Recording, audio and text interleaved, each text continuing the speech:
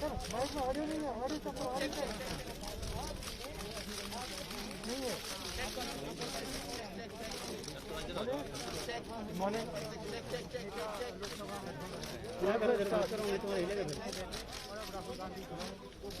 मैं कुछ दिन पहले ऑपोजिशन पार्टीज के लीडर्स के साथ गया और अब हम कांग्रेस पार्टी के जो सीनियर लीडर्स हैं उनके साथ गए।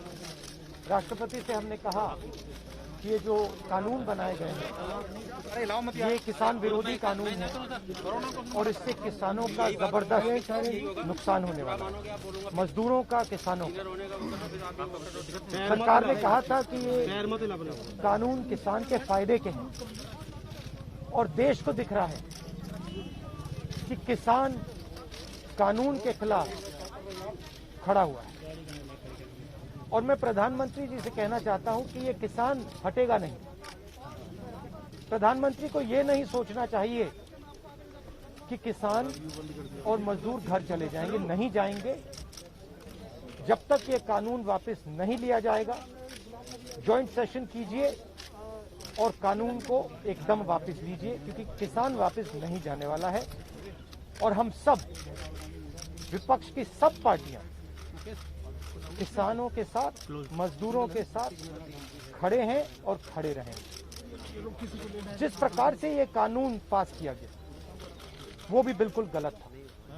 बिना डिबेट किए, बिना किसानों से चर्चा किए, बिना मजदूरों से पूछे ये कानून ऊपर से थोप दिए गए और इन कानूनों को हटाना ही पड़ेगा, विड्रॉ करना ही पड़ेगा।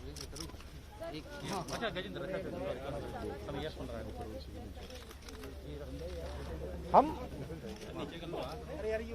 3 लोग राष्ट्रपति के पास गए हैं, बट हम करोड़ों सिग्नेचर्स लेके कैमरा नीचे करो भाई। हम किसान की आवाज राष्ट्रपति जी को तक ले गए। क्या कर रहा? सर्दी का मौसम है और पूरा देश देख रहा है कि किसान दुख में है, दर्द में है और मर भी रहे हैं। प्रधानमंत्री को सुनना ही पड़ेगा। और मैं एडवांस में चीज बोल देता हूं। मैंने कोरोना के बारे में बोला था कि नुकसान होने जा रहा है। उस समय किसी ने नहीं बात सुनी और आज मैं फिर से बोल रहा हूं, किसान के सामने, मजदूर के सामने कोई भी शक्ति नहीं खड़ी हो सकती। अगर प्रधानमंत्री जी ने कानून वापस नहीं लिए, सिर्फ बीजेपी को नहीं, सिर्फ आरएसएस को नहीं, देश को नुकसान होने जा रहा है। बार-बार बीजेपी कहा जा रहा है कि जो किसान बैठे हैं ये नक्सल हैं, खालिस्तान में विपक्ष ने बरगला रहा है। इस तरह के आरोप लग रहे हैं। देखिए, बीजेपी नरेंद्र मोदी जी का एक ही लक्ष्य है और वो किसान समझ गया है, मजदूर समझ गया है। लक्ष्य है कि उनके आसपास जो 2, 3, 4 बड़े क्रोनी कैपिटलिस्ट हैं, उनके लिए पैसे बनाने का काम नरेंद्र मोदी जी करते हैं। जो भी नरेंद्र मोदी जी के खिलाफ खड़े होते हैं वो उनके बारे में कुछ ना कुछ गलत बोलते रहते हैं। किसान खड़े हो जाएंगे तो किसान को आतंकवादी बोलेंगे, मजदूर खड़े हो जाएंगे तो मजदूर को आतंकवादी बोलेंगे।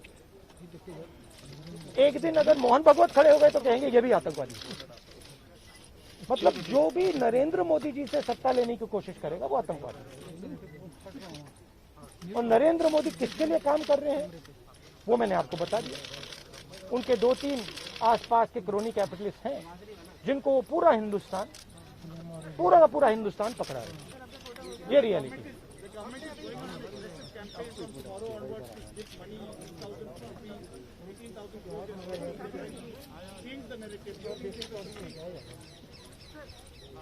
Look, the point is, it's a very simple thing.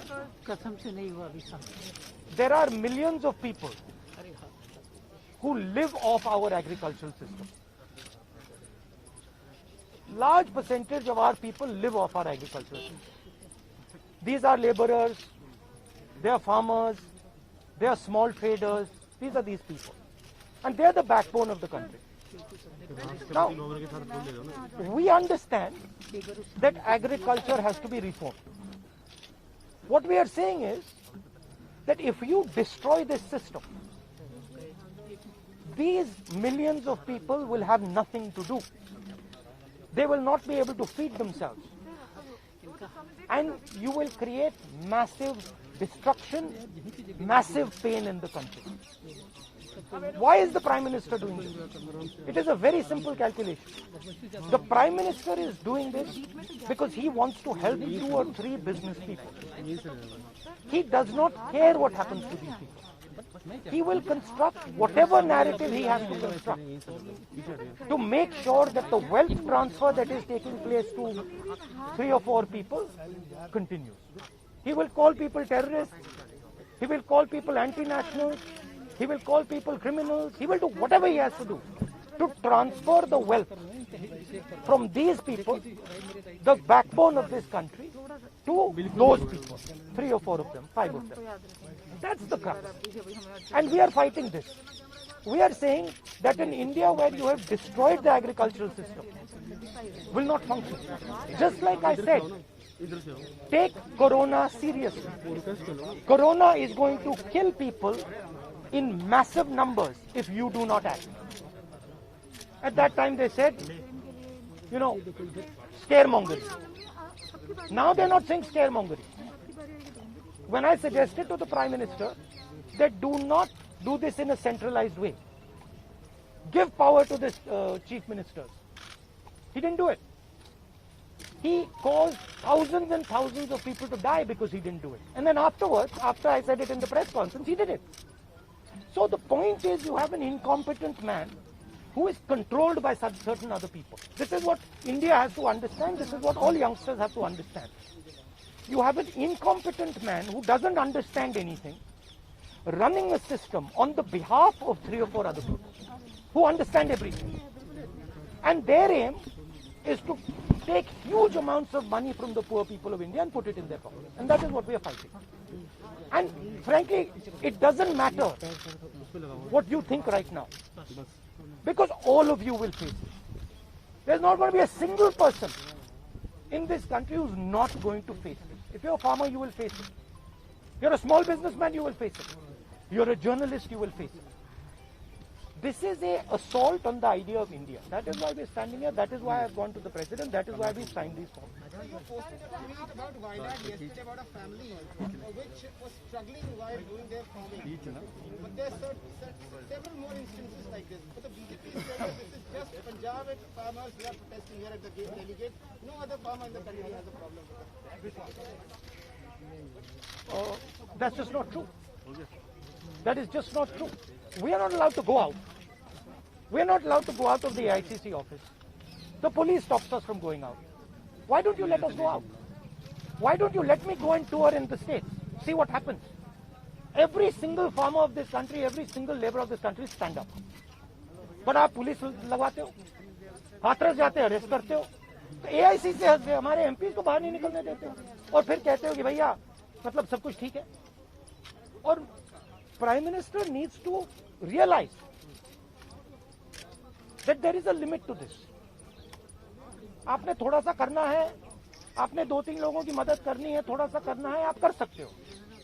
But जिस प्रकार से नरेंद्र मोदी कर रहे हैं, मैं फिर से दोहरा रहा हूं, हिंदुस्तान के किसी भी युवा को रोजगार नहीं मिलेगा. सारे छोटे बिजनेस, सारे मिडिल साइज बिजनेस खत्म हो जाएंगे. और दूसरी बात याद रखिए, जिस चीज को आप सब भूल गए हैं, चाइना बॉर्डर पे बैठा है. चाइना ने हिंदुस्तान की हजारों किलोमीटर जमीन छीन ली है. प्रधानमंत्री उनके बारे में क्यों नहीं कहते? उसके बारे में चुप क्यों है? तो मेरा कहना है कि पूरा का पूरा कॉम्बिनेशन बन रहा है. एक तरफ आप अपने सिस्टम को तोड़ रहे हो, आप अपने लोगों को लड़ा रहे हो, आप अपने किसान को मार रहे हो, मजदूर को मार रहे हो, और दूसरी तरफ बाहर से फोर्सेस देख रही हैं, कह रहे हैं कि बहुत अच्छा है, नरेंद्र मोदी हिंदुस्तान को कमजोर कर रहा है, और हमारे लिए अच्छी अपॉर्चुनिटी बनने जा रही है। मैं देश को बता रहा हूं, मैं वार्निंग दे रहा हूं कि आप देखिए क्या हो रहा है। और मैं आपको भी कह रहा हूं, प्रेस वालों को भी कह रहा हूं, मैं समझता हूं कि आपको सैलरी मिलती है और आपके लिए बहुत मुश्किल है, मैं समझता हूं बात, इसलिए आप नहीं कह पाते हो जो आपको कहना है। जी जी बिल्कुल ठीक है। मगर आपके देश को, हमारे देश को बहुत जबरदस्त नुकसान होने वाला है। बहुत डेंजरस रास्ते पर ये देश चल रहा है, ये मैंने कहना। कांग्रेस के नेताओं को डिटेन कर लिया गया है। आप लोग मार्च से यहाँ पर आ रहे थे, अभी जो है कांग्रेस के तमाम एमपी को डिटेन कर लिया गया है। वो तो तरीका है इनका, तरीका है डिटेन करना, मारना पीटना, ये इनका तरीका है, बट हम नहीं करते नहीं। ये आप किस देश की बात कर रहे हो? ये कौन सी देश की बात कर रहे हो? डेमोक्रेसी या मतलब कौन से देश की बात कर रहे हो? इंडिया की बात कर रहे हो? इंडिया में कोई डेमोक्रेसी नहीं है। डेमोक्रेसी इंडिया में ये मतलब आपके इमेजिनेशन में हो सकती है, मगर रियलिटी में है नहीं। Thank you. गुलाम नबी कुछ आप कुछ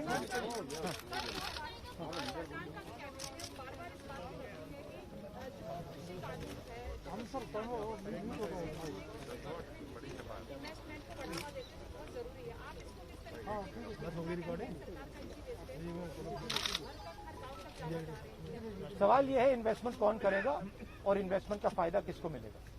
सवाल ये है। नहीं सुनिए, सवाल ये है कि हिंदुस्तान के एग्रीकल्चरल सिस्टम में कौन इन्वेस्ट करेगा और कौन पैसा बनाएगा।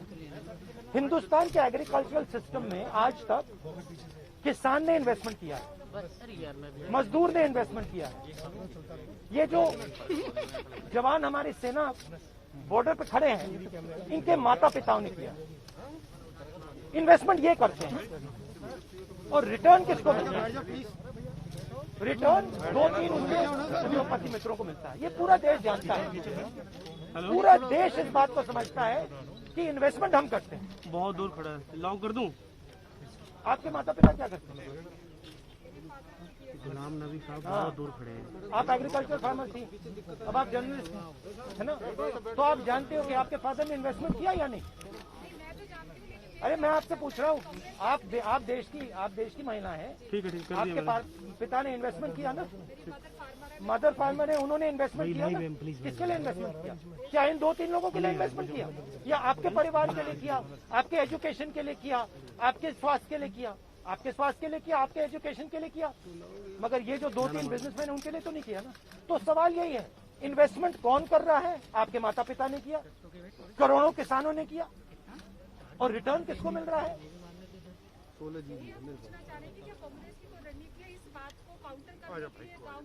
काउंटर करने की जरूरत, काउंटर आप क्या बात कर रही है? काउंटर करने, आप क्या बात कर रही है काउंटर करने के? मतलब आपको ये नहीं मालूम कि अरे भाई आपको क्या, आप क्या हिंदुस्तान के किसान को बेवकूफ समझती हैं? तो फिर अगर आपको समझे तो उसको कैसे समझ नहीं है? अगर ये यहाँ पे लाखों लोग बैठे, हजारों लोग जो बैठे हैं दिल्ली के बाहर, क्या ये सुनिए, ये जो लाखों लोग आए, क्या ये मिठाई खाने आए? क्या इनको समझ नहीं क्या हो रहा है? इनको समझ नहीं क्या हो रहा है? इनको मालूम है, क्लियरली मालूम है, इनको मालूम है नरेंद्र मोदी चोरी कर रहा है। इनको मालूम है कि ये दिन भर इन्वेस्टमेंट करते हैं, 24 घंटा इन्वेस्टमेंट करते हैं, और उधर इन्वेस्टमेंट कहीं और जाता है, रिटर्न कहीं और जाता है। Thank you. ले भाई, तेरा काम हो गया, बैठ रहे ना, जाने दो यार, लाइव पे बैठो, बैठ गया भाई, बैठ गया सोनू भाई।